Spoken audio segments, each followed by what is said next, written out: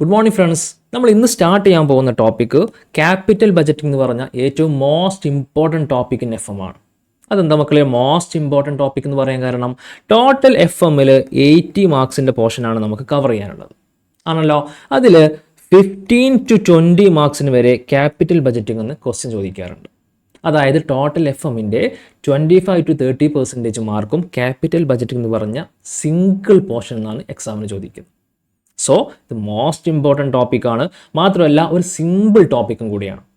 നമുക്ക് ഒരുപാട് problem cover ചെയ്യാനുണ്ട്. എബവ് 50 ക്വസ്റ്റ്യൻസ് നമുക്കിതിൽ കംപ്ലീറ്റ് ചെയ്യാനുണ്ട്. പക്ഷേ ടോപ്പിക് ബേസിൽ കോൺസെപ്റ്റ് വളരെ കുറച്ച് മാത്രമേ നമുക്ക് പറയാനുള്ളൂ. ആ കോൺസെപ്റ്റ് നല്ലപോലെ തറവാക്കി പഠിച്ചു കഴിഞ്ഞാൽ എല്ലാ ക്വസ്റ്റ്യനും വളരെ ഈസി ആയിട്ട് നമുക്ക് കവർ ചെയ്യാനും പറ്റും. കോൺസെപ്റ്റ് പഠിച്ചിട്ടില്ലെങ്കിൽ ഓരോ ക്വസ്റ്റ്യനും ഡിഫറൻ്റ് ആയിരിക്കും. എങ്ങനെയാണ് ഇതിലേക്ക് എത്തുന്നത് നമുക്ക് മനസ്സിലാവില്ല. സോ നമുക്ക് ഇക്വേഷൻസും കോൺസെപ്റ്റും പറഞ്ഞ് മാത്രം കംപ്ലീറ്റ് ചെയ്യാം. Let's start. യെസ്, എന്താണ് മക്കളെ ക്യാപിറ്റൽ ബജറ്റിംഗ്? ക്യാപിറ്റൽ ബജറ്റിംഗ് എന്ന് പറയുന്ന ചാപ്റ്റർ ഇൻട്രൊഡ്യൂസ് ചെയ്യാനുള്ള റീസൺ, നമ്മുടെ കയ്യിൽ ഒരു 10 lakh rupees ക്യാഷ് ഉണ്ടെന്ന് വെച്ചോ. ഫോർ എക്സാമ്പിൾ ആണ്, ഒരു 10 lakh rupees നിങ്ങളുടെ കയ്യിൽ ക്യാഷ് ഉണ്ട്. നിങ്ങൾക്ക് ഈ ഫണ്ട് ഇൻവെസ്റ്റ് ചെയ്യാൻ ഒരുപാട് ഓപ്ഷൻസ് ഉണ്ട്. നിങ്ങൾക്ക് ബാങ്കിൽ FD ഇൻവെസ്റ്റ് ചെയ്യാം, സെക്യൂരിറ്റീസിൽ ഇൻവെസ്റ്റ് ചെയ്യാം, ഏതെങ്കിലും ബിസിനസ്സിൽ ഇൻവെസ്റ്റ് ചെയ്യാം. ഒരുപാട് ഓപ്ഷൻസ് നിങ്ങളുടെ മുമ്പിലുണ്ട്. നിങ്ങളൊരു ഫ്രണ്ട് നിങ്ങളുടെ അടുത്ത് വന്ന് പറഞ്ഞു, ഞാനൊരു ബിസിനസ് സ്റ്റാർട്ട് ചെയ്യുന്നുണ്ട്, ഒരു റെസ്റ്റോറൻറ്റാണ്, എനിക്കൊരു 10 lakh rupees റിക്വയർമെൻറ്റ് ഉണ്ട്. നിൻ്റെ കയ്യിൽ ഫണ്ട് ഉണ്ടെങ്കിൽ ഒരു 10 lakh rupees താ. സ്വാഭാവികമായിട്ടും നിങ്ങൾ ഫ്രണ്ടാണല്ലോ, നിങ്ങൾ എന്തായാലും 10 lakh rupees അതിലേക്ക് ഇൻവെസ്റ്റ് ചെയ്യും. ബിസിനസ് സ്റ്റഡീസൊക്കെ നിങ്ങൾ നടത്തി ഒരു 10 lakh rupees നിങ്ങൾ അതിലേക്ക് ഇൻവെസ്റ്റ് ചെയ്യാൻ വേണ്ടിയിട്ട് പ്ലാൻ ചെയ്തു. എൻ്റെ ഫസ്റ്റ് ക്വസ്റ്റ്യൻ, ഫണ്ട് ഇൻവെസ്റ്റ് ചെയ്യുന്ന ആളെന്ന നിലയ്ക്ക് നിങ്ങൾ അവരോട് ചോദിക്കുന്ന ഫസ്റ്റ് ക്വസ്റ്റ്യൻ എന്തായിരിക്കും? ആൻസർ പറഞ്ഞോട്ടെ. സ്വാഭാവികമായിട്ടും നിങ്ങൾ ചോദിക്കുന്ന ഫസ്റ്റ് ക്വസ്റ്റ്യൻ, ഈ 10 lakh rupees പ്രോഫിറ്റൊക്കെ അങ്ങ് മാറ്റി നിർത്ത്, ഞാൻ ഇൻവെസ്റ്റ് ചെയ്യുന്ന 10 lakh rupees മിനിമം എത്ര വർഷം കൊണ്ടാണ് എനിക്ക് തിരിച്ചു കിട്ടുക? ഇതല്ലാതെ നമ്മൾ മിനിമം ചോദിക്കുന്ന ക്വസ്റ്റ്യൻ. പ്രോഫിറ്റൊക്കെ പിന്നെയല്ലേ. ഞാൻ ഇൻവെസ്റ്റ് ചെയ്യുന്ന ഫണ്ട് എനിക്ക് തിരിച്ചു കിട്ടാൻ വേണ്ടിയിട്ട് ഞാൻ എത്ര വർഷം വെയിറ്റ് ചെയ്യണം? ഈ ചോദ്യത്തിൻ്റെ ആൻസറിന് വിളിക്കുന്ന പേരാണ് പേ ബാക്ക് പീരിയഡ്. എന്താ മക്കളെ? ഞാൻ ഇൻവെസ്റ്റ് ചെയ്യുന്ന ഫണ്ട് എനിക്ക് തിരിച്ചു കിട്ടാൻ വേണ്ടിയിട്ട് ഞാൻ എത്ര വർഷം വെയിറ്റ് ചെയ്യണം? ഇതിൻ്റെ ആൻസറാണ് pay back period. Pay back period നമ്മൾ ഡിസ്കസ് ചെയ്ത് കഴിഞ്ഞു. ഇങ്ങനെയുള്ള ഓരോ ക്വസ്റ്റ്യൻസിൻ്റെയും ആൻസേഴ്സായിട്ട് നമ്മൾ ഈ പറയുന്ന എല്ലാ ടെക്നിക്സും കംപ്ലീറ്റ് ചെയ്യും. ഒരുപാട് ടെക്നിക്സ് ക്യാപിറ്റൽ ബജറ്റിങ്ങിൽ നമ്മൾ പഠിക്കാനുണ്ട്. അതിൽ ഒന്നാമത്തെ ടെക്നിക്സാണ് നമ്മൾ പറഞ്ഞത് പേ ബാക്ക് പീരിയഡ്. ഇനിയും നിങ്ങൾ ക്വസ്റ്റ്യൻ ചോദിച്ചുകൊണ്ടേയിരിക്കും. ഒരു ക്വസ്റ്റ്യനെ ചോദിച്ചുള്ളൂ, അതിൻ്റെ ആൻസറാണ് പേ ബാക്ക് പീരിയഡ്. ഡിസ്കസ് ചെയ്തോട്ടെ. Yes, the time period of able to recover the invest amount. നിങ്ങൾ ഇൻവെസ്റ്റ് ചെയ്ത എമൗണ്ട് തിരിച്ചു കിട്ടാൻ വേണ്ടിയിട്ട് പ്രോഫിറ്റ് ഒന്നും വേണ്ട, ഇൻവെസ്റ്റ് ചെയ്ത എമൗണ്ട് തിരിച്ചു കിട്ടാൻ വേണ്ടിയിട്ട് എത്ര സമയം എടുക്കും? ഇതാണ് pay back period. For example, project A എന്ന് പറയുന്ന ഒരു പ്രൊജക്റ്റിലേക്ക് നിങ്ങൾ ഇൻവെസ്റ്റ് ചെയ്തു. ഇയർ 0, 1, 2, 3, 4. 0 എന്ന് പറഞ്ഞു കഴിഞ്ഞാൽ പ്രസൻറ്റ് ഇയർ, നിങ്ങൾ ഇൻവെസ്റ്റ് ചെയ്യുന്ന വർഷം. പിന്നെ 1ാമത്തെ വർഷം, 2ാമത്തെ വർഷം, 3ാമത്തെ വർഷം, 4ാമത്തെ വർഷം. ഇതൊക്കെ നിങ്ങൾക്ക് ഇൻകം കിട്ടുന്ന, റിട്ടേൺ കിട്ടുന്ന ഇയേഴ്സ് ആണ്. നിങ്ങൾ ഇൻവെസ്റ്റ് ചെയ്യുന്ന വർഷം തന്നെ റിട്ടേൺ കിട്ടില്ലല്ലോ, അടുത്ത വർഷം മുതൽ റിട്ടേൺ കിട്ടിക്കൊണ്ടിരിക്കുകയുള്ളൂ. യെസ്. സോ 0 ഇയറിൽ അല്ലെങ്കിൽ പ്രസൻറ്റ് ഇയറിൽ നിങ്ങൾ 10,000 rupees ആണ് ഇൻവെസ്റ്റ് ചെയ്ത എമൗണ്ട് എത്രയാ? 10,000 rupees. അടുത്ത വർഷം 1ാമത്തെ വർഷം അതിന് നിങ്ങൾക്ക് 4,000 rupees റിട്ടേൺ കിട്ടി. 10,000 rupees ഞാൻ നെഗറ്റീവ് ചെയ്യാനുള്ള കാരണം അത് ഔട്ട്ഫ്ലോ ആണ്. 10,000 rupees നിങ്ങൾ ഇൻവെസ്റ്റ് ചെയ്തതാണ്. അടുത്ത വർഷം 1ാമത്തെ വർഷം 4,000 rupees നിങ്ങൾക്ക് ഇൻഫ്ലോ കിട്ടി. 2ാമത്തെ വർഷം വീണ്ടും ഒരു 3,000 rupees ഇൻഫ്ലോ കിട്ടി. 3ാമത്തെ വർഷം വീണ്ടും 3,000. 4ാമത്തെ വർഷം 4,000. ഇത്രയാണ് നിങ്ങൾക്ക് കിട്ടിയ ഇൻഫ്ലോ. എങ്ങനെയാണ് നമ്മൾ പേ ബാക്ക് പീരിയഡ് കാൽക്കുലേറ്റ് ചെയ്യുക? എന്താ പേ ബാക്ക് പീരിയഡ്? 10,000 rupees ആണ് നിങ്ങളുടെ ഇൻവെസ്റ്റ്മെൻറ്റ്. ഈ 10,000 rupees മിനിമം കിട്ടാൻ വേണ്ടിയിട്ട് ഞാൻ എത്ര വർഷം വെയിറ്റ് ചെയ്യണം? അല്ലെങ്കിൽ എത്രാമത്തെ വർഷത്തിലാണ് എനിക്ക് ഈ 10,000 rupees ഇൻവെസ്റ്റ്മെൻറ്റ് തിരിച്ചു കിട്ടുന്നത്? 1ാമത്തെ വർഷം എത്ര കിട്ടിയിട്ടുള്ളൂ മക്കളെ? 4,000 rupees. 10,000 rupees കിട്ടിയോ? ഇല്ല. അപ്പോൾ 1ാമത്തെ വർഷം പേ ബാക്ക് പീരിയഡ് അല്ല. 2ാമത്തെ വർഷം 3,000 rupees. അപ്പോൾ 1ാമത്തെ വർഷം 4,000 rupees കിട്ടി, 2ാമത്തെ വർഷം ഒരു 3,000 rupees, ടോട്ടൽ 7,000 rupees. 2ാമത്തെ വർഷത്തെ എൻഡ് ആകുമ്പോഴേക്കും നിങ്ങൾക്ക് 7,000 rupees കയ്യിൽ ഉണ്ടാവും. അപ്പോഴും പേ ബാക്ക് പീരിയഡ് ആയിട്ടുണ്ടോ? ഇല്ലടാ, 10,000 rupees അല്ലേ നമ്മുടെ പേ ബാക്ക് പീരിയഡ്, ഇൻവെസ്റ്റ്മെൻറ്റ്. ഇനി 3ാമത്തെ വർഷം ഒരു 3,000 rupees കൂടെ കിട്ടിയിട്ടുണ്ട്. ഇപ്പോൾ ടോട്ടൽ എത്രയായി? 1ാമത്തെ വർഷത്തെ 4,000 പ്ലസ് 2ാമത്തെ വർഷത്തെ 3,000 പ്ലസ് 3ാമത്തെ വർഷത്തെ 3,000, ടോട്ടൽ 10,000 rupees ആയി. That means at the end of 3rd year ആണ് നിങ്ങളുടെ പേ ബാക്ക് പീരിയഡ്. ക്ലിയർ ആണോടാ? ഇത് നമ്മൾ ചെയ്യുന്ന മെത്തേഡാണ് ക്യുമുലേറ്റീവ് ക്യാഷ് ഫ്ലോ. എങ്ങനെയാ? Cumulative cash flow. ഒന്നാമത്തെ വർഷം എന്തെങ്കിലും ഇൻഫ്ലോ കിട്ടിയിട്ടുണ്ടോ? ഇല്ല, ഔട്ട്ഫ്ലോ മാത്രമേ ഉള്ളൂ. സോ ഞാൻ 0 കാണിച്ചു. ഒന്നാമത്തെ വർഷത്തിൽ ഒരു 4000 റുപ്പീസാണ് നിങ്ങളുടെ ഇൻഫ്ലോ. സോ ഞാൻ 4000 റുപ്പീസ് കാണിച്ചു. ഇനി ഓരോ വർഷത്തെ ഇൻഫ്ലോയും ഞാൻ ക്യുമുലേറ്റ് ചെയ്യാൻ പോവാം. നോക്കിയേ, ഒന്നാമത്തെ വർഷത്തെ ഇൻഫ്ലോ 4000 പ്ലസ് രണ്ടാമത്തെ വർഷത്തെ ഇൻഫ്ലോ 3000, രണ്ടും കൂടെ ആഡ് ചെയ്യുമ്പോൾ 7000 റുപ്പീസ്. ഇപ്പോഴും ഞാൻ പറഞ്ഞിട്ടുള്ള 10,000 റുപ്പീസിലേക്ക് നമ്മൾ എത്തിയിട്ടില്ലല്ലോ, എത്തിയിട്ടില്ല. ഇനി രണ്ടാമത്തെ വർഷം നമുക്ക് ടോട്ടൽ 7000 റുപ്പീസ് കിട്ടിയിട്ടുണ്ട്. മൂന്നാമത്തെ വർഷം വീണ്ടും എനിക്ക് കിട്ടിയത് 3000 റുപ്പീസാണ്. 7000 പ്ലസ് 3000 നോക്കിയേ 10,000 റുപ്പീസായി. ഞാൻ ഇൻവെസ്റ്റ് ചെയ്ത എമൗണ്ട് എനിക്ക് തിരിച്ചു കിട്ടി. എത്രാമത്തെ വർഷത്തിലാണ് മക്കളെ തിരിച്ചു കിട്ടിയത്? തേർഡ് ഇയറിലാണ്. ദാറ്റ് മീൻസ് മൂന്നാമത്തെ വർഷത്തെ എൻഡിലാണ് എനിക്ക് പേ ബാക്ക് പീരീഡ് സംഭവിച്ചിട്ടുള്ളത്. ക്ലിയർ ആണോടാ? Pay back period equal to at the end of third year. Concept മനസ്സിലായോ? യെസ്. ഇനി പ്രൊജക്റ്റ് ബി, അടുത്ത എക്സാമ്പിൾ ആണ്. ഇതേപോലെ തന്നെ 0, 1, 2, 3, 4 നേരത്തെ പറഞ്ഞ സെയിം 10,000 റുപ്പീസാണ് നമ്മുടെ ഔട്ട്ഫ്ലോ. ഇൻഫ്ലോ നോക്കിയേ, ഒന്നാമത്തെ വർഷം തന്നെ 6,000 റുപ്പീസ് എനിക്ക് ഇൻഫ്ലോ കിട്ടിയിട്ടുണ്ട്. രണ്ടാമത്തെ വർഷം 4,000 റുപ്പീസ്, മൂന്നാമത്തെ വർഷം 2,000, നാലാമത്തെ വർഷം 5,000.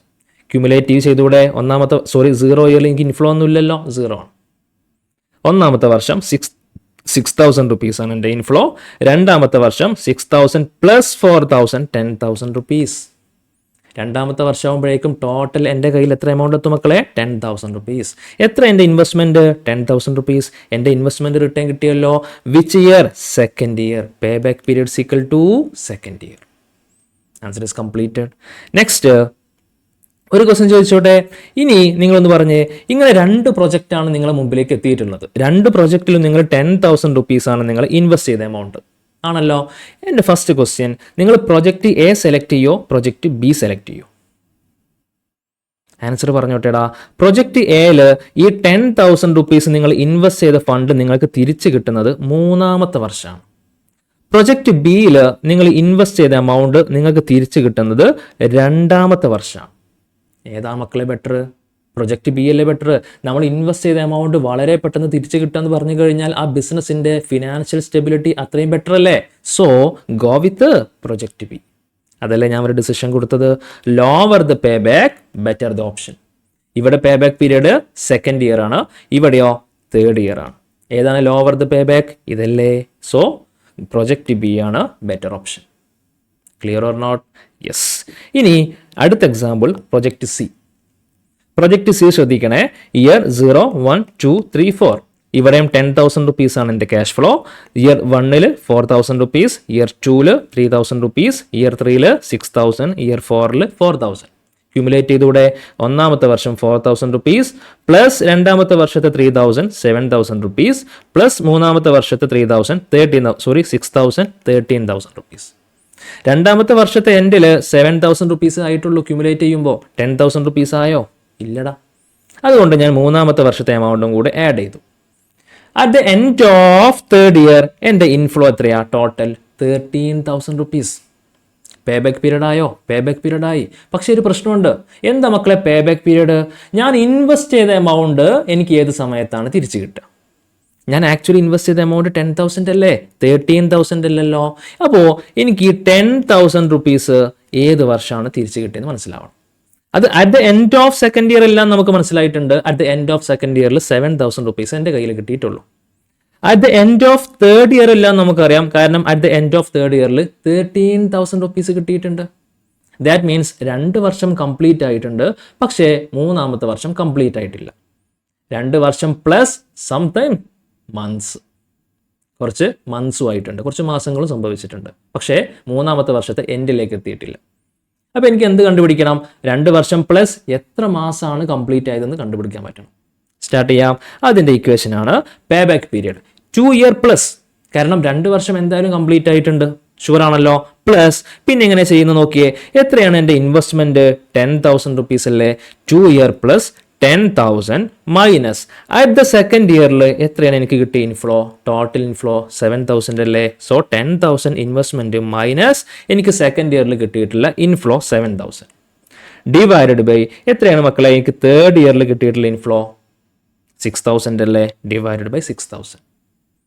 അപ്പോൾ എനിക്ക് കിട്ടും 2.5 ഇയർ ആണ് എൻ്റെ accurate pay back period. 2.5 year ആണ് എൻ്റെ accurate pay back period. 2.5 years എന്ന് പറഞ്ഞു കഴിഞ്ഞാൽ 2 വർഷവും 6 മാസവും.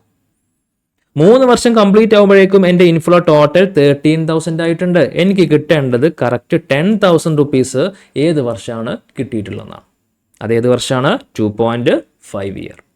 ക്ലിയർ ആണോ? ഇങ്ങനെയും എക്സാമിന് ക്വസ്റ്റ്യൻ ചോദിക്കാറുണ്ട്. ക്ലിയർ? യെസ്. ഇപ്പോൾ 3 മെത്തേഡ് നമ്മൾ പറഞ്ഞു കഴിഞ്ഞു കേട്ടോ. ഇനി പ്രൊജക്റ്റ് സി. നെക്സ്റ്റ് ഒന്നുകൂടെ ശ്രദ്ധിക്കണേ. ഇയർ 0, 1, 2, 3, 4 ക്യാഷ് ഫ്ലോ നോക്കിയേ. ഞാൻ ഇയർ 0 ഇൻവെസ്റ്റ് ചെയ്യുന്നത് 12,000 റുപ്പീസാണ്. ഇയർ 0 ഇൻവെസ്റ്റ് ചെയ്യുന്നത് 12,000 റുപ്പീസ്.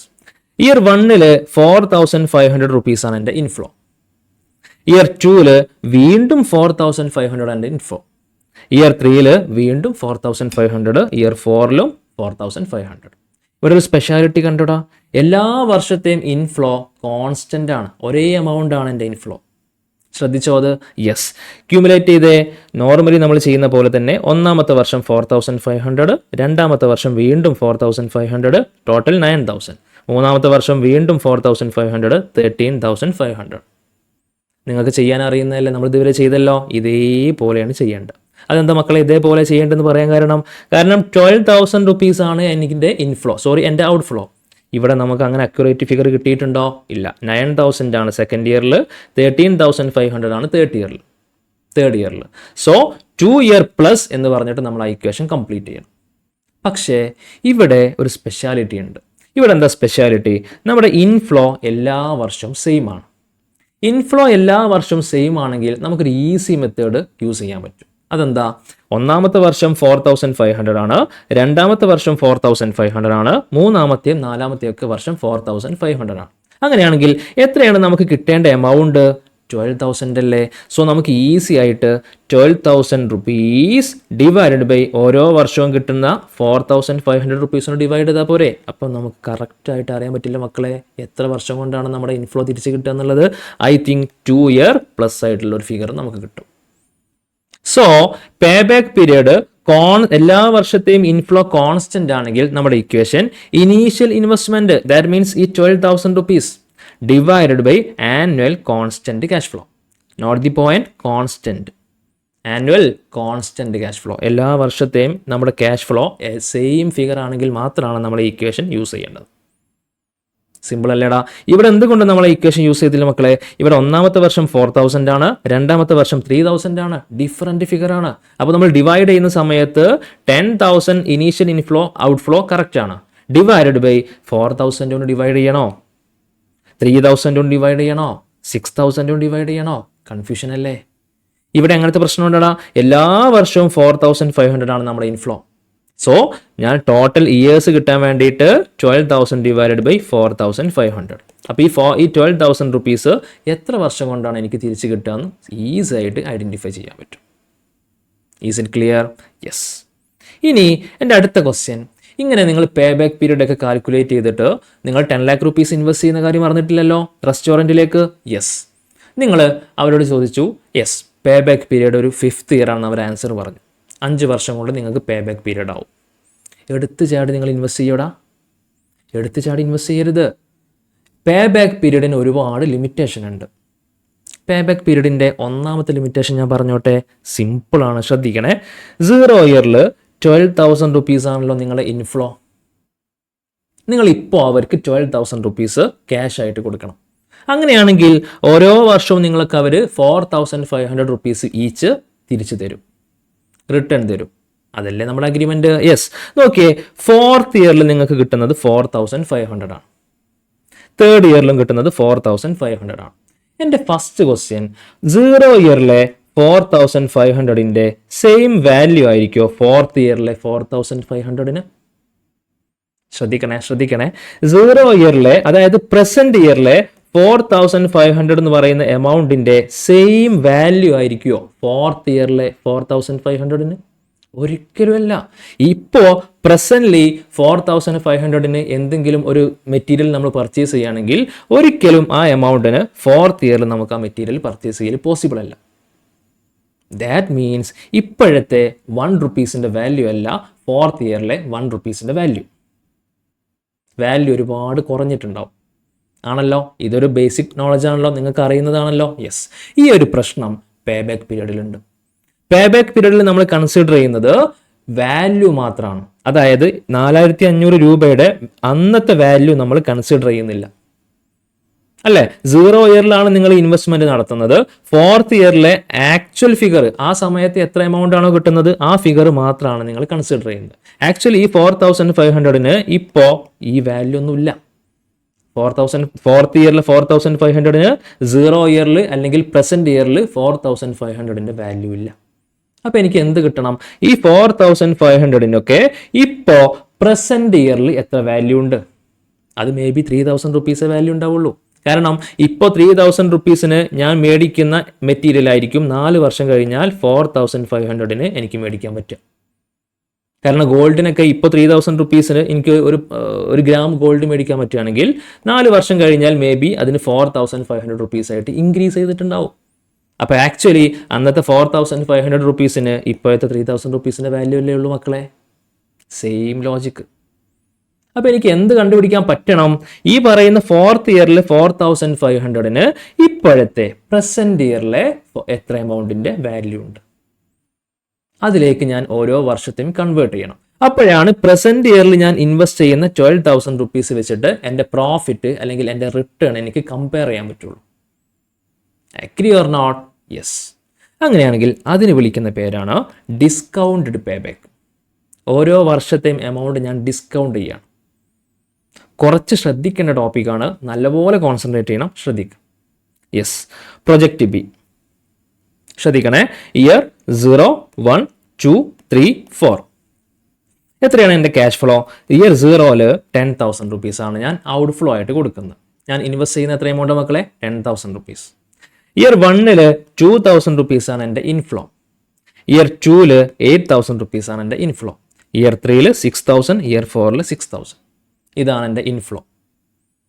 ഇനി നോർമൽ പേ ബാക്ക് പീരീഡ് ആണെങ്കിൽ നമുക്കറിയാം നമ്മൾ എന്ത് ചെയ്യണം? ക്യൂമുലേറ്റ് ചെയ്യണം. 2,000 റുപ്പീസാണ് ഒന്നാമത്തെ വർഷം കിട്ടുന്നത്, രണ്ടാമത്തെ വർഷം 8,000. 2,000 rupees plus 8,000, 10,000 rupees. At the end of second year ആണ് എൻ്റെ പേ ബാക്ക് പീരീഡ്. സിമ്പിൾ ആയിരുന്നു അല്ലേ? പക്ഷേ ഡിസ്കൗണ്ടഡ് പേ ബാക്ക് പീരീഡിൽ നമുക്ക് അങ്ങനെ ചെയ്യാൻ പറ്റില്ല. എന്താ കാരണം? ഞാൻ ഇൻവെസ്റ്റ് ചെയ്യുന്ന എമൗണ്ട് പ്രസന്റ് ഇയറിലാണ് ഇൻവെസ്റ്റ് ചെയ്യുന്നത്. പക്ഷെ എനിക്ക് 8,000 റുപ്പീസ് ഒക്കെ റിട്ടേൺ കിട്ടുന്നത് ഏത് വർഷം മക്കളെ? സെക്കൻഡ് ഇയറിലാണ്. പ്രസന്റ് ഇയറിലല്ല, സെക്കൻഡ് ഇയറിലാണ്. ഞാൻ ഇൻവെസ്റ്റ് ചെയ്ത് 2 വർഷം കഴിഞ്ഞാൽ മാത്രമാണ് ഈ 8,000 റുപ്പീസ് എനിക്ക് റിട്ടേൺ കിട്ടുന്നത്. അത് ഇപ്പോഴത്തെ പ്രസന്റ് ഇയറിലെ 8,000 റുപ്പീസിന്റെ വാല്യൂ ഉണ്ടാവോ? വാല്യൂ ഉണ്ടാവില്ല. അപ്പൊ ഞാൻ എന്ത് കണ്ടുപിടിക്കണം? ഈ 8,000 റുപ്പീസിന് സെക്കൻഡ് ഇയറിൽ എനിക്ക് കിട്ടുന്ന 8,000 റുപ്പീസിന് കറണ്ട് ഇയറിൽ എത്ര രൂപയുടെ വാല്യൂ ഉണ്ട് അത് മാത്രം കാൽക്കുലേറ്റ് ചെയ്താൽ പോരെ? ആ വാല്യൂ മാത്രം കൺസിഡർ ചെയ്താൽ പോരെ? എന്നിട്ടും പ്രോഫിറ്റ് ഉണ്ടെങ്കിൽ മാത്രം ഞാൻ ഈ ബിസിനസ്സിൽ ഇൻവെസ്റ്റ് ചെയ്താൽ പോരെ മക്കളെ? യെസ്. അതെങ്ങനെയാണ് കാൽക്കുലേറ്റ് ചെയ്യുക? അതിന് നമ്മൾ ഇൻഫ്ലേഷൻ റേറ്റ് കാൽക്കുലേറ്റ് ചെയ്യണം. ഇൻഫ്ലേഷൻ റേറ്റ് മാത്രമല്ല, ഒരുപാട് മാർക്കറ്റ് കണ്ടീഷൻസ് നമുക്കതിൽ കീപ്പ് ചെയ്യാനുണ്ട്. നിങ്ങൾക്ക് മനസ്സിലാവാൻ വേണ്ടിയിട്ട് ഞാൻ പറയുന്നു, ഇൻഫ്ലേഷൻ റേറ്റ് കാൽക്കുലേറ്റ് ചെയ്യണം. ക്ലിയർ ആണോ? ഫോർ എക്സാമ്പിൾ, ഈ വർഷം 10% ആണ് നമ്മുടെ ഇൻഫ്ലേഷൻ റേറ്റ് എന്ന് വെച്ചോ. അതായത് ഈ വർഷത്തെ 1 റുപ്പീസിന് അടുത്ത വർഷത്തെ ഈ വർഷത്തെ 1 രൂപക്ക് അടുത്ത വർഷം ഒരിക്കലും 1 രൂപയുടെ വാല്യൂ ഉണ്ടാവില്ല. വാല്യൂ കുറഞ്ഞിട്ടുണ്ടാവും. എത്ര പെർസെൻറ്റേജാ? 10% എന്ന് വെച്ചോ. ഓരോ വർഷവും 10% ഈച്ച് ആണ് വാല്യൂ കുറയുന്നതെന്ന് വെച്ചോ. അങ്ങനെയാണെങ്കിൽ എങ്ങനെയാണ് നമ്മൾ അടുത്ത വർഷത്തെ വാല്യൂ കണ്ടുപിടിക്കുക? സ്റ്റാർട്ട് ചെയ്തോട്ടെ. 1/1.1 എന്ന് കാൽക്കുലേറ്റ് ചെയ്യാം. അതെങ്ങനെയാ? 1 റുപ്പീസ് ഡിവൈഡഡ് ബൈ എത്ര പെർസെൻറ്റേജ് മക്കളെ? 1.1. ഈ 0.1 എന്ന് പറഞ്ഞു കഴിഞ്ഞാൽ 10% അല്ലേ നമ്മൾ ഡിസ്കൗണ്ട്, അതാണ് ഈ 0.1. ക്ലിയർ ആണോ? 1 റുപ്പീസ് എന്ന് പറഞ്ഞു കഴിഞ്ഞാൽ ഇപ്പോഴത്തെ പ്രസന്റിലെ 1 റുപ്പീസ് ഡിവൈഡഡ് ബൈ 1.10. ഇനി 15% ആണ് നമ്മൾ ഡിസ്കൗണ്ട് റേറ്റ് എന്ന് വെച്ചോ. അങ്ങനെയാണെങ്കിൽ 1 ഡിവൈഡഡ് ബൈ 1.15. ഇനി 20% ആണെങ്കിൽ 1 ഡിവൈഡഡ് ബൈ 1.20.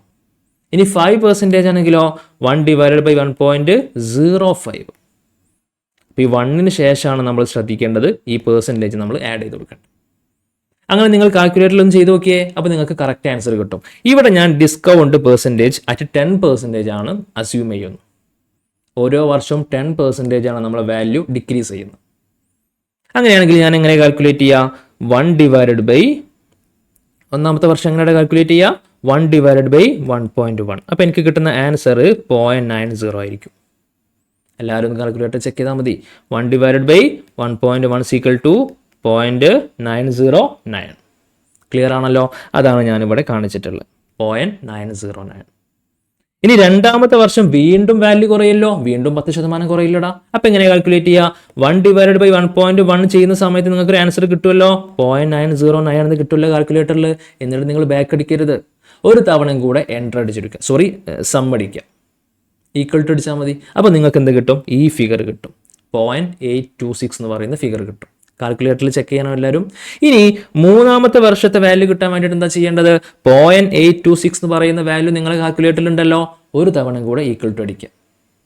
അപ്പോൾ വീണ്ടും നിങ്ങൾക്ക് ഈ ഫിഗർ കിട്ടും. ഇനി ഫോർത്ത് ഇയറിൽ ഫിഗർ കിട്ടാൻ വേണ്ടിയിട്ട് ഒരു തവണ കൂടെ ഈക്വൽ ടു അടിക്കുക. അപ്പോൾ ഫോർത്ത് ഇയറിൽ വാല്യൂ കിട്ടും. ക്ലിയർ ആണോടാ? മനസ്സിലായിട്ടുണ്ടോ? ഇനി എന്താണ് മക്കളെ ഈ പറയുന്ന ഫിഗറിൻ്റെ മീനിങ്?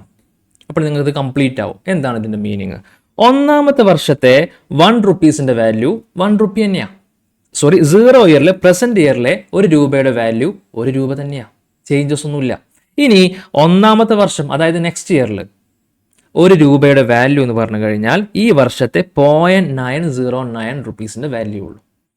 അടുത്ത വർഷം നിങ്ങൾക്ക് 1 രൂപ കിട്ടുന്നതും ഈ വർഷം 0.909 റുപ്പീസ് കിട്ടുന്നതും സെയിം ആണ്. ഇനി രണ്ടാമത്തെ വർഷം നോക്കിയേ, 0.826 റുപ്പീസ് ആണ് വാല്യൂ. ദാറ്റ് മീൻസ് രണ്ടാമത്തെ വർഷം നിങ്ങൾക്ക് 1 രൂപ കിട്ടുന്നതും ഈ വർഷം 0.826 റുപ്പീസ് കിട്ടുന്നതും സെയിം ആണ്. രണ്ടാമത്തെ വർഷത്തെ 1 രൂപയ്ക്ക് എത്ര വാല്യൂ ഉള്ളൂ? ഈ വർഷം 0.826 റുപ്പീസ്. ഇനി മൂന്നാമത്തെ വർഷം നോക്കിയേ, 0.751, വീണ്ടും കുറഞ്ഞു. അതായത് മൂന്നാമത്തെ വർഷം 1 രൂപ കിട്ടുന്നതും ഈ വർഷം 0.751 റുപ്പീസ് കിട്ടുന്നതും സെയിം ആണ്. അപ്പോൾ മൂന്നാമത്തെ വർഷത്തെ 1 രൂപക്ക് പ്രസന്റ് ഇയറിൽ എത്ര വാല്യൂ ഉള്ളൂ? 0.751. ഇനി ഫോർത്ത് ഇയർ നോക്കിയേ, 0.683, വീണ്ടും വാല്യൂ കുറഞ്ഞു. ഫോർത്ത് ഇയറിൽ നിങ്ങൾക്ക് 1 രൂപ റിട്ടേൺ കിട്ടുന്നതും ഇപ്പോൾ 0.683 റുപ്പീസ് റിട്ടേൺ കിട്ടുന്നതും സെയിം ആണ്. ക്ലിയർ ആണോടാ? കോൺസെപ്റ്റ് മനസ്സിലായല്ലോ? യെസ്. ഇനി നമ്മൾ എന്താ ചെയ്യേണ്ടത്? ഡിസ്കൗണ്ടഡ് ക്യാഷ് ഫ്ലോ കാൽക്കുലേറ്റ് ചെയ്യണം. അതായത് ഈ ഡിസ്കൗണ്ടഡ് റേറ്റ് ഉണ്ടല്ലോ, അതിൻ്റെ എഫക്റ്റും കൂടെ നമ്മൾ അഡ്ജസ്റ്റ് ചെയ്യണം. നോക്കി എങ്ങനെ ചെയ്യുന്നത്? 0 ഇയറിൽ 10,000 റുപ്പീസാണ് എൻ്റെ out flow, into 1 10,000 rupees out flow. ഇനി ഫസ്റ്റ് ഇയറിൽ 2,000 റുപ്പീസാണ് ആക്ച്വലി എനിക്ക് റിട്ടേൺ കിട്ടുന്നത്. പക്ഷേ പ്രസന്റ് ഇയറിൽ ഈ 2,000 റുപ്പീസിന് ഇത്രയും വാല്യൂ ഉണ്ടോ? വാല്യൂ ഇല്ല. കാരണം എന്താ? 1 രൂപയുടെ വാല്യൂ 0.909 റുപ്പീസേ ഉള്ളൂ. അപ്പോൾ ടോട്ടൽ വാല്യൂ കിട്ടാൻ വേണ്ടിയിട്ട് 2,000 റുപ്പീസ് ഇൻറ്റു 0.909, 1818. ദാറ്റ് മീൻസ് ഒന്നാമത്തെ വർഷം നിങ്ങൾക്ക് 2,000 രൂപ ഇൻഫ്ലോ കിട്ടുന്നതും കറണ്ട് ഇയറിൽ 1,818 രൂപ ഇൻഫ്ലോ കിട്ടുന്നതും സെയിം എഫക്റ്റ് ആണ്. 2,000 രൂപക്ക് ഈ വർഷം എത്ര വാല്യൂ ഉള്ളൂ? 1,818 രൂപയുടെ വാല്യൂ ഉള്ളൂ. Is it clear? യെസ്. ഇനി സെക്കൻഡ് ഇയറിൽ 8,000 ഇൻറ്റു 0.2826, അതായത് 6,608 രൂപ. ക്ലിയർ ആണോ? മൂന്നാമത്തെ വർഷം വീണ്ടും 6,000 ഇൻറ്റു 0.751, 4,506 രൂപ. നാലാമത്തെ വർഷം 6,000 ഇൻറ്റു 0.683, 4,098. ക്ലിയർ? സോ അതോടുകൂടെ നമ്മുടെ ഇൻഫ്ലോ നമ്മൾ ഐഡൻറ്റിഫൈ ചെയ്തു. ഇനി ശ്രദ്ധിക്കണേ, ഡിസ്കൗണ്ടഡ് ക്യാഷ് ഫ്ലോ കാൽക്കുലേറ്റ് ചെയ്യാൻ പോവാം. Discounted cumulative cash flow. ഇത് ഡിസ്കൗണ്ടഡ് ക്യാഷ് ഫ്ലോ, ഇത് ഡിസ്കൗണ്ടഡ് ക്യൂമുലേറ്റീവ് ക്യാഷ് ഫ്ലോ. ക്യൂമുലേറ്റ് ചെയ്യേണ്ട മക്കളെ പേ ബാക്ക് പീരീഡ് കാൽക്കുലേറ്റ് ചെയ്യാൻ. യെസ്. ഒന്നാമത്തെ വർഷം എത്ര മക്കളെ എനിക്ക് ഇൻഫ്ലോ കിട്ടിയത്? 1,818. ഞാൻ ഇങ്ങോട്ട് കോപ്പി ചെയ്തു, 1,818. 1,818 പ്ലസ് രണ്ടാമത്തെ വർഷം എത്ര ഇൻഫ്ലോ? 6,608. രണ്ടും കൂടെ ആഡ് ചെയ്യുമ്പോൾ രണ്ടാമത്തെ വർഷം 8,426 രൂപയാണ് എൻ്റെ ഇൻഫ്ലോ. ടോട്ടൽ ഇൻഫ്ലോ എത്ര മക്കളെ? എൻ്റെ ഔട്ട് ഫ്ലോ 10,000 റുപ്പീസാണ്. ഔട്ട് ഫ്ലോ ആയിട്ടുണ്ടോ? ഇല്ല. ഞാൻ ഇൻവെസ്റ്റ് ചെയ്ത എമൗണ്ട് എനിക്ക് തിരിച്ച് കിട്ടിയിട്ടില്ല. സോ ഞാൻ നെക്സ്റ്റ് ഇയറും കൂടെ ആഡ് ചെയ്യുന്നു. നോക്കിയേ, തേർഡ് ഇയറിൽ 4,506 ആണ് എൻ്റെ ഇൻഫ്ലോ. സോ ടോട്ടൽ ഇൻഫ്ലോ അറിയാൻ വേണ്ടിയിട്ട് 8,426 പ്ലസ് 4,506 എത്ര കിട്ടി? 12,932. So at the third year total എൻ്റെ ഇൻഫ്ലോ എത്രയാണ്? 12,932. Is it clear? യെസ്. ഇത് അക്യുറേറ്റ് 10,000 റുപ്പീസ് ആണോ? അല്ല. സോ ഞാൻ എന്ത് ചെയ്യണം? ഇക്വേഷൻ കംപ്ലീറ്റ് ചെയ്യണം. ഇക്വേഷൻ അറിഞ്ഞൂടാ. Discounted pay back period equal to 2 year plus. എന്തുകൊണ്ട് 2 ഇയർ പ്ലസ് എന്ന് പറഞ്ഞു? നോക്കിയേ, അറ്റ് ദ സെക്കൻഡ് ഇയറിൽ 8,426 റുപ്പീസ് ആണ് എൻ്റെ ഇൻഫ്ലോ ആണല്ലോ. പക്ഷെ തേർഡ് ഇയർത്തെ എൻഡ് ആകുമ്പോഴേക്കും അത് 12,000 സംതിങ് ആയിട്ട് ഇൻക്രീസ് ആയിട്ടുണ്ട്. ദാറ്റ് മീൻസ് ഇതിൻ്റെ ഇടയിലാണ് എൻ്റെ പേ ബാക്ക് പീരീഡ്. അപ്പോൾ 2 വർഷം കംപ്ലീറ്റ് ആയിട്ടുണ്ട്, 3-ാമത്തെ വർഷം എൻഡിലായിട്ടുമില്ല, അതിന് മുമ്പാണ്. സോ 2 ഇയർ പ്ലസ് എത്രയാണ് മക്കളെ എൻ്റെ എൻ്റെ ഔട്ട്ഫ്ലോ? 10,000 റുപ്പീസ് അല്ലേ? 10,000 minus at the end of second ഇയറിൽ എത്ര എൻ്റെ ഇൻഫ്ലോ? 8,426 ഡിവൈഡഡ് ബൈ എത്രയാണ് തേർഡ് ഇയറിൽ എൻ്റെ ഇൻഫ്ലോ? 4,506. ക്ലിയർ ആണോ? ടോട്ടൽ 2.35 ഇയേഴ്സ് ആണ് എൻ്റെ പേ ബാക്ക് പീരീഡ്. ക്ലിയർ ആണോടാ? കോൺസെപ്റ്റ് മനസ്സിലായിട്ടുണ്ടോ? യെസ്. ഇനിയും ഡിസ്കൗണ്ടഡ് പേ ബാക്ക് പീരീഡ് നമ്മൾ കംപ്ലീറ്റ് ചെയ്തു. സോ ആദ്യം നമ്മൾ പേ ബാക്ക് പീരീഡ് കംപ്ലീറ്റ് ചെയ്തു. എന്നിട്ട് നമ്മൾ പറഞ്ഞു പേ ബാക്ക് പീരീഡിന് ഒരു ലിമിറ്റേഷൻ ഉണ്ട്. എന്താ ലിമിറ്റേഷൻ പറഞ്ഞിരുന്നത്? ടൈം വാല്യൂ ഓഫ് മണി നമ്മൾ കൺസിഡർ ചെയ്യുന്നില്ല അല്ലേ? 4th ഇയർത്തെ എമൗണ്ട്, ഫുൾ എമൗണ്ട് നമ്മൾ കൺസിഡർ ചെയ്യുന്നുണ്ട്. Discounted pay back period consider ചെയ്യുന്നില്ല. അതിന് സൊല്യൂഷനായിട്ടാണ് നമ്മൾ discounted pay back period consider ചെയ്തത്. അതോടുകൂടെ ടൈം വാല്യൂ ഓഫ് മണിയുടെ പ്രശ്നം നമ്മൾ സോൾവ് ചെയ്തു. കാരണം നമ്മൾ ഡിസ്കൗണ്ട് ഒക്കെ ചെയ്തിട്ട് അത് നമ്മൾ കറക്റ്റ് ചെയ്തു. ഇനി എൻ്റെ അടുത്ത ക്വസ്റ്റ്യൻ, ഡിസ്കൗണ്ടഡ് പേ ബാക്ക് പീരീഡിന് എന്തെങ്കിലും ലിമിറ്റേഷൻ ഉണ്ടോ? ഒന്ന് ചിന്തിച്ച് നോക്കിയടാ. ഡിസ്കൗണ്ടഡ് പേ ബാക്ക് പീരീഡിന് എന്തെങ്കിലും ലിമിറ്റേഷൻ ഉണ്ടോ? ലിമിറ്റേഷൻ ഉണ്ട്. ഒന്ന് ചിന്തിക്കുക, എന്തായിരിക്കും ഡിസ്കൗണ്ടഡ് പേ ബാക്ക് പീരീഡിൻ്റെ ലിമിറ്റേഷൻ? ആലോചിച്ചടാ. ലിമിറ്റേഷൻ പറഞ്ഞോട്ടെ. Limitation is very simple. എന്തെന്ന് പറയട്ടെ? പേ ബാക്ക് പീരീഡിൽ നമ്മൾ ഒരുപാട് കാര്യങ്ങൾ കൺസിഡർ ചെയ്യുന്നുണ്ട്. പക്ഷേ പേ ബാക്ക് പീരീഡിന് ശേഷം നമ്മുടെ ബിസിനസ് പ്രോഫിറ്റ് ആണോ അല്ലേ നമ്മൾ കൺസിഡർ ചെയ്യുന്നില്ല. ഫോർ എക്സാമ്പിൾ, നിങ്ങൾ at the end of 2.5th year ആണ് നിങ്ങളുടെ പേ ബാക്ക് പീരീഡ് എന്ന് ഈ ക്വസ്റ്റ്യനിൽ നിങ്ങൾ ഐഡൻറ്റിഫൈ ചെയ്തല്ലോ. ഓക്കെ. പക്ഷേ 2.5 വർഷം കഴിഞ്ഞ ശേഷം നിങ്ങളുടെ ബിസിനസ് പ്രോഫിറ്റ് ആണോ അല്ലേ എന്ന് നിങ്ങൾ തീരുമാനിക്കുന്നുണ്ടോ? അല്ലെങ്കിൽ നിങ്ങൾക്ക് അറിയാൻ പറ്റുന്നുണ്ടോ? അറിയാൻ പറ്റുന്നില്ല.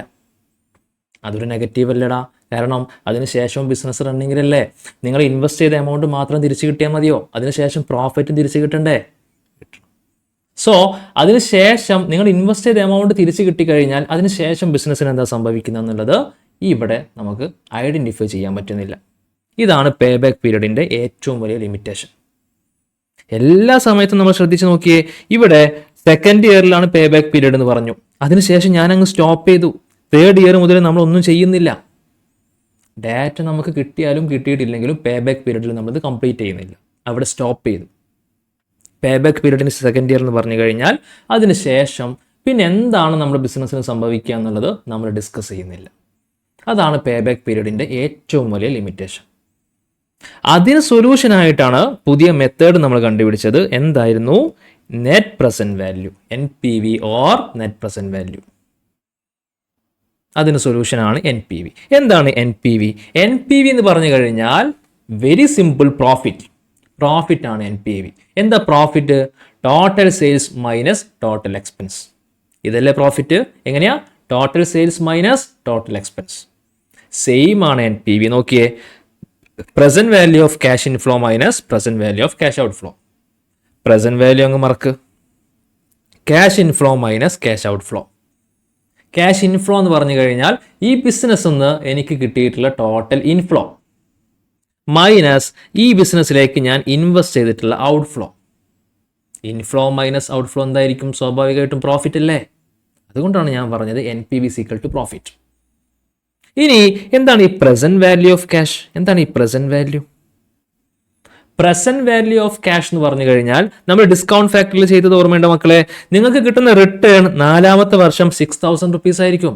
പക്ഷേ ആക്ച്വലി 6,000 റുപ്പീസിന്റെ വാല്യൂ അതിനുണ്ടോ? ഇല്ല. എത്രയേ ഉള്ളൂ? 4,098 റുപ്പീസിന്റെ വാല്യൂ ഉള്ളൂ. ഈ 4,098 റുപ്പീസിന് വിളിക്കുന്ന പേരാണ് പ്രസന്റ് വാല്യൂ. ഈ 6,000 റുപ്പീസിനെ നമ്മൾ 0 ഇയറിലേക്ക് കൺവേർട്ട് ചെയ്യാണ് ചെയ്തത് അല്ലേ? ഈ 6,000 റുപ്പീസ് 4ാമത്തെ വർഷം കിട്ടുന്ന ഫിഗർ ആണ്. അതിന് 0 ഇയറിൽ എത്ര റുപ്പീസിന്റെ വാല്യൂ ഉണ്ട് അതല്ലേ നമ്മൾ ചെയ്തത്. അതിന് വിളിക്കുന്ന പേരാണ് പ്രസന്റ് വാല്യൂ ഫാക്ടർ. ക്ലിയർ ആണോ? അപ്പോൾ NPV കാൽക്കുലേറ്റ് ചെയ്യുന്ന സമയത്ത് എല്ലാ ക്വസ്റ്റ്യനിലും നിങ്ങൾ ഡിസ്കൗണ്ട് ഫാക്ടർ കംപ്ലീറ്റ് ചെയ്തോളണം. കാരണം എന്താ? ഇക്വേഷൻ പറയുന്നത് present value of cash inflow എന്നാണ്. ക്ലിയർ ആണോടാ? Yes, very simple. എക്സാമ്പിൾ നോക്കിയേ. In last example last example mean ഈ എക്സാമ്പിൾ ഇത്രയും എമൗണ്ട് ആണല്ലോ നമുക്ക് ഇൻഫ്ലോ കിട്ടിയിട്ടുള്ളത്. കാരണം നമ്മൾ ഡിസ്കൗണ്ട് ഫാക്ടർ ഒക്കെ നമ്മൾ കംപ്ലീറ്റ് ചെയ്ത ശേഷം നമുക്ക് മനസ്സിലായി ഇത്രയും എമൗണ്ട് ആണ് എനിക്ക് ഈ ബിസിനസ് നിന്ന് ഇൻഫ്ലോ കിട്ടുന്നത്. 1818660845064098 ഇത്രയും എമൗണ്ട് ആണ് എൻ്റെ ഇൻഫ്ലോ. ഞാൻ ആ ഇൻഫ്ലോ ഇങ്ങോട്ട് മാറ്റി എഴുതി. ഇതാണ് എൻ്റെ ഇൻഫ്ലോ. ടോട്ടൽ എമൗണ്ട് എത്രയാ? 17,030 റുപ്പീസ് ആണ് ടോട്ടൽ ഈ ബിസിനസ് നിന്ന് എനിക്ക് കിട്ടുന്ന ഇൻഫ്ലോ. മൈനസ് എത്ര എമൗണ്ട് മക്കളെ ഞാൻ ഇൻവെസ്റ്റ് ചെയ്തത് ഈ ബിസിനസ്സിലേക്ക്? 10,000 റുപ്പീസ് ആണ് ഞാൻ ഈ ബിസിനസ്സിലേക്ക് ഇൻവെസ്റ്റ് ചെയ്യുന്നത്. സോ ഇൻഫ്ലോ മൈനസ് ഔട്ട്ഫ്ലോയിലെ equation present value of cash outflow 10,000 rupees ഞാൻ എന്ത് ചെയ്യുന്നു? മൈനസ് ചെയ്യുന്നു. 17,030 മൈനസ് 10,000 എത്രയാണ് മക്കളെ കിട്ടുന്ന NPV? 7030. 7,030 രൂപയാണ് ഈ ബിസിനസ് നിന്ന് എനിക്ക് കിട്ടുന്ന പ്രോഫിറ്റ്. 7,030 രൂപയാണ് ഈ ബിസിനസ് നിന്ന് കിട്ടുന്ന പ്രോഫിറ്റ് എന്നുണ്ടെങ്കിൽ ഈ 7,030 രൂപയാണ് ഈ ബിസിനസ് നിന്ന് കിട്ടുന്ന NPVയും. രണ്ടും സെയിമാ. ഇൻഫ്ലോ മൈനസ് ഔട്ട്ഫ്ലോ ഇതാണ് ഇക്വേഷൻ. അത് പ്രസന്റ് വാല്യൂയിലേക്ക് കൺവേർട്ട് ചെയ്യുന്നത് മാത്രം. ക്ലിയർ ആണോ? അങ്ങനെയാണെങ്കിൽ എങ്ങനെയാണ് നമ്മൾ ഡെസിഷൻ എടുക്കുക? പ്രോഫിറ്റ് 0ൽ കൂടുതലുള്ള ഫിഗർ ആണെങ്കിൽ നിങ്ങൾ എന്താ ചെയ്യുക? 5 രൂപ പ്രോഫിറ്റ് ആണെങ്കിൽ സ്വാഭാവികമായിട്ടും നിങ്ങൾ പറയും ഗോ വിത്ത് ദിസ് പ്രോജക്റ്റ്. കാരണം എന്താ? പ്രോഫിറ്റ് ഉണ്ടടാ. ഇനി 5 റുപ്പീസ് ലോസ് ആണെങ്കിലോ നിങ്ങൾ പറയും അത് ലോസ് ആണ് ആ ബിസിനസ്, നിങ്ങൾ അതിലേക്ക് മൂവ് ചെയ്യേണ്ട.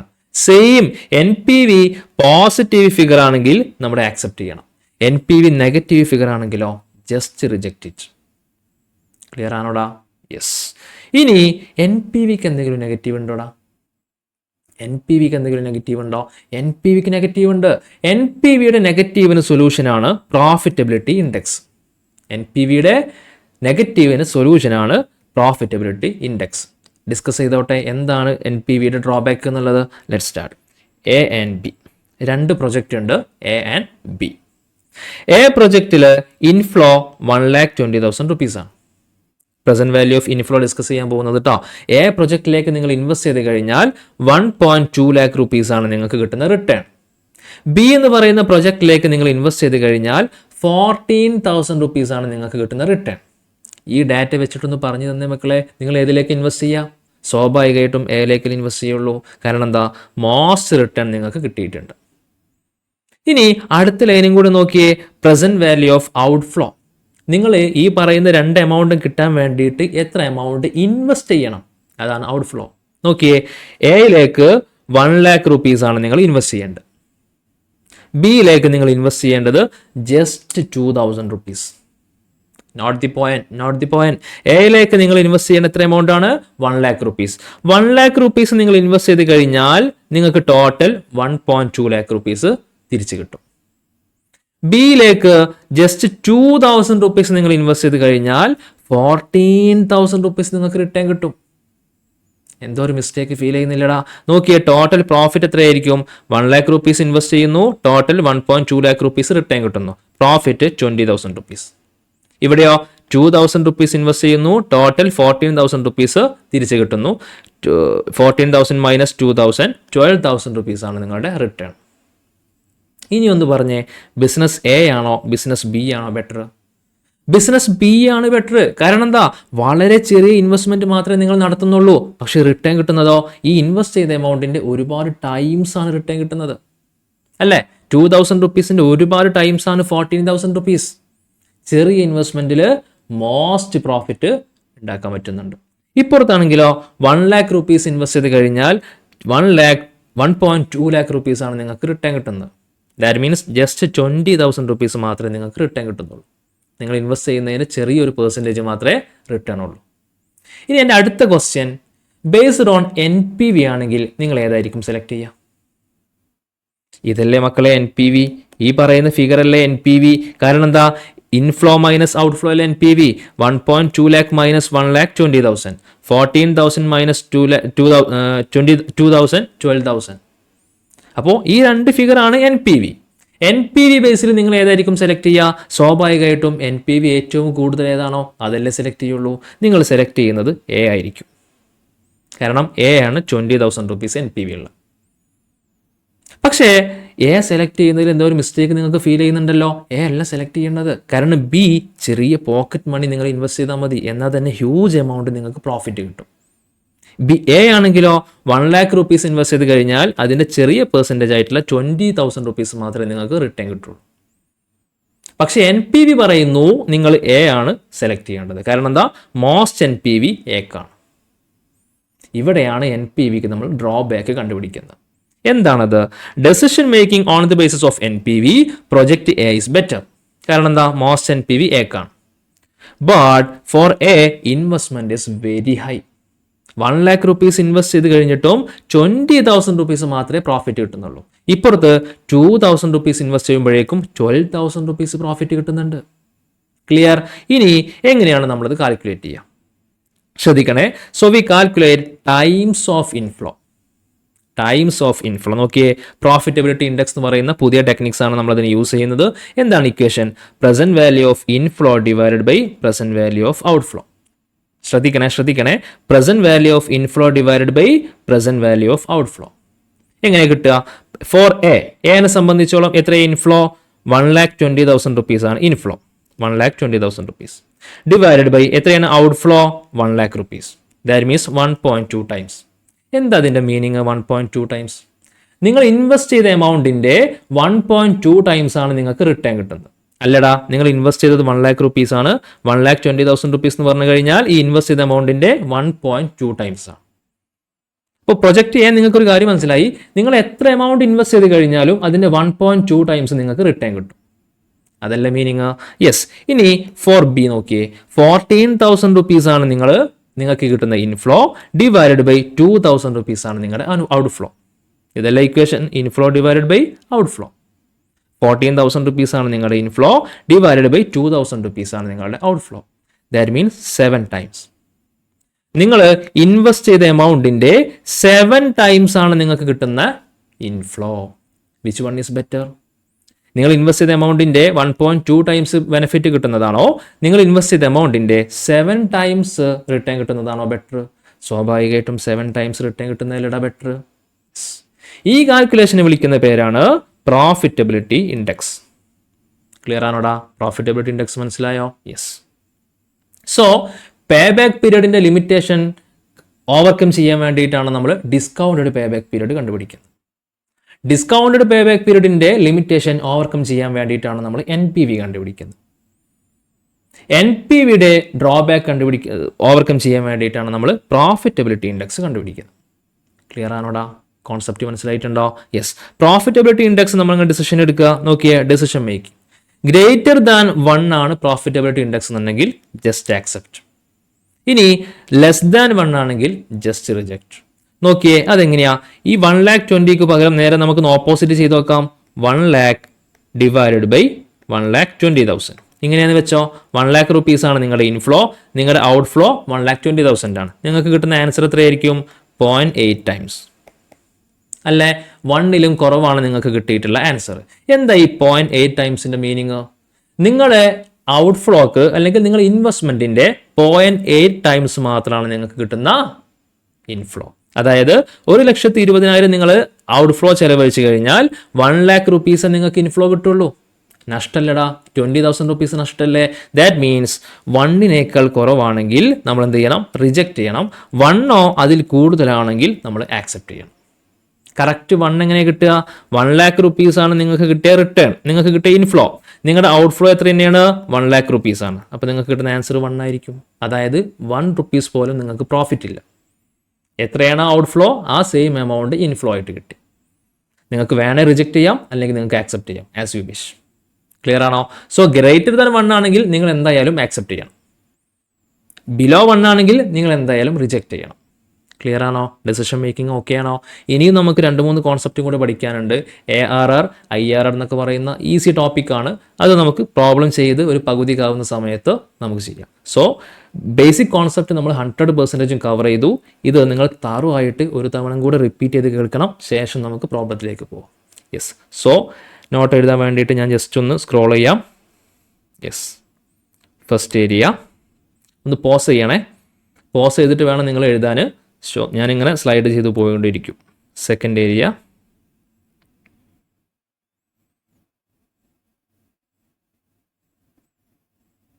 Third area,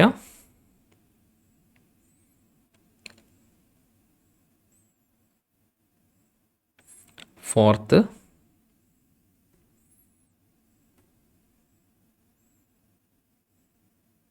fifth,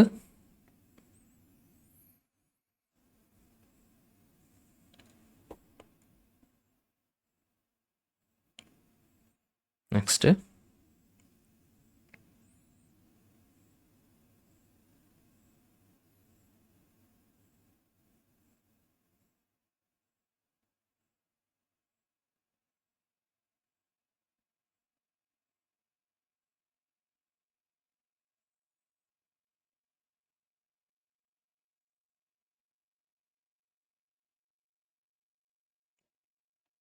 last. So ഈ കോൺസെപ്റ്റ് നിങ്ങൾ റിപ്പീറ്റ് ചെയ്ത് പഠിക്കണം മക്കളെ. ഈ കോൺസെപ്റ്റ് വെച്ചിട്ടാണ് നമുക്ക് ഒരുപാട് പ്രോബ്ലം ചെയ്യാനുള്ളത്. ഇതിൻ്റെ എല്ലാ കോൺസെപ്റ്റും പഠിച്ചു കഴിഞ്ഞാൽ ഏത് ടൈപ്പ് ക്വസ്റ്റ്യൻ വന്നു കഴിഞ്ഞാലും നമുക്ക് ഈസി ആയിട്ട് വിത്തിൻ 5 minutes കൊണ്ട് നമുക്ക് കംപ്ലീറ്റ് ചെയ്യാൻ പറ്റും. ഇതാണ് ഇതിൻ്റെ സ്പെഷ്യാലിറ്റി. ഒരുപാട് ലെങ്തി ക്വസ്റ്റ്യൻസ് ഒക്കെ നമുക്ക് ചെയ്യാനുണ്ട്, പക്ഷേ എല്ലാത്തിൻ്റെയും കോൺസെപ്റ്റ് ഇത്ര മാത്രമേ ഉള്ളൂ. ഈ കോൺസെപ്റ്റ് വെച്ചിട്ടാണ് നമുക്ക് എല്ലാ പ്രോബ്ലം ചെയ്യാനുള്ളത്. സോ ഒരു 2-3 ടോപ്പിക്കും കൂടെ നമുക്ക് ഡിസ്കസ് ചെയ്യാനുണ്ട്. അത് നമുക്കൊരു പകുതിയൊക്കെ ആവുന്ന സമയത്ത് ഡിസ്കസ് ചെയ്ത് പോകാം. അത് ഈസി ടോപ്പിക്കാണ്. മെയിൻ ടോപ്പിക് മുഴുവനായിട്ട് നമ്മൾ കംപ്ലീറ്റ് ചെയ്തു. ഓക്കെ ആണോ? യെസ്. നെക്സ്റ്റ് ക്ലാസ്സിൽ നമുക്ക് ഇതിൻ്റെ പ്രോബ്ലംസ് സ്റ്റാർട്ട് ചെയ്യാം. Okay, thank you.